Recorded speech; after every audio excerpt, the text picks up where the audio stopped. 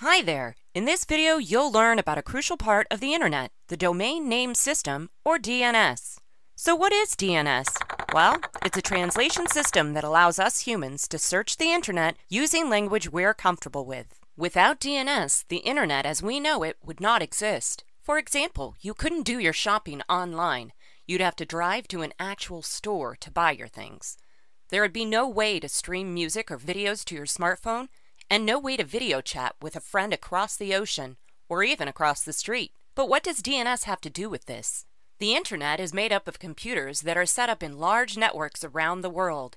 These networks are connected by a web of underground and in some cases undersea wires.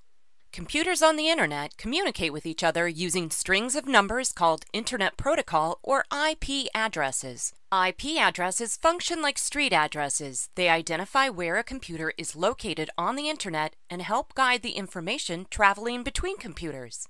Now, it's one thing for computers to communicate using strings of numbers, but imagine if we humans had to memorize these seemingly random number strings for every single website we wanted to find. Not very realistic, huh? Well, because of DNS, we don't have to. DNS translates the human-friendly domain names that we're comfortable using into the IP addresses that computers need to communicate with one another. When you type a domain name into your web browser and computer determine if one of them already has the domain's related IP address in their memory. If it's a domain that you've recently visited, like say a newspaper you look at every day, your browser may have stored the domain name and IP address in its memory and can display the website in a split second. If the domain isn't found in local memory, your computer takes the search out to the Internet, where it asks or queries a series of DNS servers if they have the domain name in their memory or a database. The first DNS server that receives the query checks its memory for the domain name.